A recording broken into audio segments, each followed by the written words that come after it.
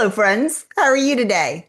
We are talking about listening in sales. And it seems obvious, doesn't it? It seems obvious to say you have to be a great listener to be able to be successful in any form of business development, whether it's transactional sales or it is relational sales, doesn't matter. To be able to sit and stay present and stay in the conversation is crucial to any success in terms of if we want to advance a sale or not, if we want to be good in persuading a decision in our direction. And that's going for whether it's you're actually selling a product or you're selling an idea or you're selling yourself. We, as Dan Pink says, to sell is human. We are all selling constantly, whether it's your full-time job or not. It's that realization that we are all selling. And to be really good at it, we have to have the communication component, that power skill. It's not a soft skill, it's a power skill to truly stay present, understand, and listen to understand rather than listening to reply. But if you're like me, I'm a typical salesperson. And one thing that I like to do is I am impatient, especially earlier in my career. I just want to get in and out and done and just kind of move on with my life, right? When I was earlier in my career, I would make a lot of assumptions because of it, because I was moving so fast. Well, let me just give you this. Let's like I have this and like I'm like one of those old time salespeople like that had all of my tools in a coat. I'm just constantly giving, well, I have this for this and I have that for that, and all the stuff. The reality is that if we don't truly know what problem we're trying to solve, then we're going to keep hitting around and we're not going to go directly into what the client need is. But to be able to do that, we have to truly listen.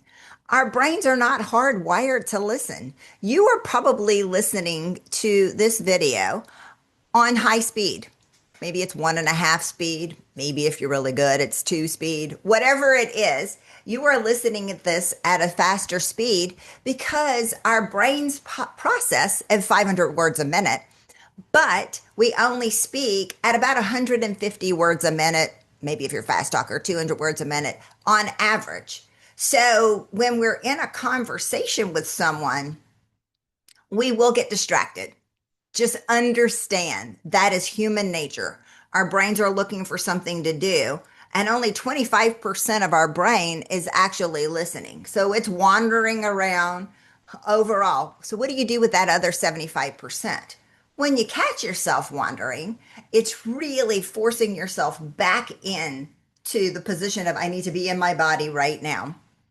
Really understanding that it's okay. I'm going to catch up in the conversation and see what's going on.